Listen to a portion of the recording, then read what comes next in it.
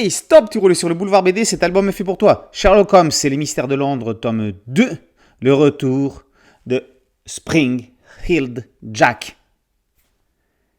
Sherlock Holmes, Watson et leurs camarades fainéants tentent de résoudre le mystère des noyés de la Tamise. Depuis quelques semaines, des cadavres de jeunes filles sont retrouvés dans l'eau. Sauf qu'elles ne sont justement pas mortes noyées. Il n'y a pas d'eau dans les poumons. Encore plus mystérieux, elles ont les lèvres et les paupières cousues et portent un masque. Ces masques semblent être d'origine africaine, mais Fénéon, spécialiste de ce type d'objet, en doute. Aujourd'hui, Holmes reçoit le témoignage d'une fille de joie, Rosemary Scarlett, dite Rosie. Elle a vu un fiacre s'arrêter et dans lequel quelqu'un a fait monter une gamine. Elle a vu ses bottines.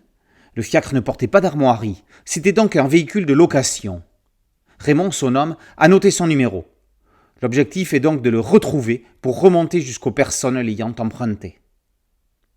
Cette enquête va amener Holmes au cœur d'une secte secrète, alors que ses investigations le menaient vers les Thugs, une confrérie d'assassins professionnels adorateurs de Kali, des hindous proches de la frontière afghane.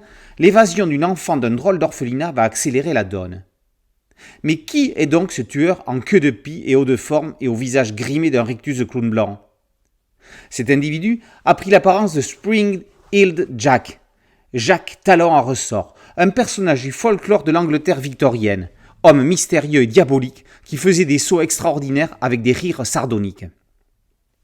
Jean-Pierre Pecot et Michel Sureau s'emparent d'un Sherlock Holmes tombé dans le domaine public pour lui faire vivre des enquêtes apocryphes. Ce premier diptyque des mystères de Londres pose les personnages principaux tout en le mettant immédiatement dans des situations énigmatiques. Sherlock Holmes a son côté droit et ses méthodes de réflexion carrées. Watson est un véritable acolyte, loin d'être un sous-fifre.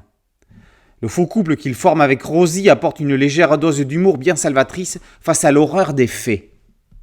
Avec le personnage de Jack, plus proche d'un joker tourmenté que d'un super-héros agile, les auteurs abordent le thème des syndromes post-traumatiques des militaires revenant de zones de conflit.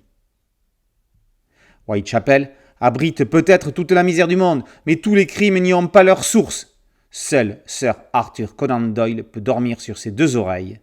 Sherlock Holmes est bel et bien de retour dans de nouvelles enquêtes qui raviront les adeptes du détective londonien.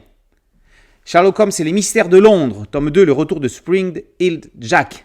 C'est la deuxième partie du diptyque commencée avec la noyée de la Tamise. C'est signé Pecot et Sureau et c'est paru aux éditions Soleil. Boulevard BD, c'est un podcast audio, une chaîne YouTube et un site dédié. Merci de liker, de partager et de vous abonner. À très bientôt sur Boulevard BD. Ciao.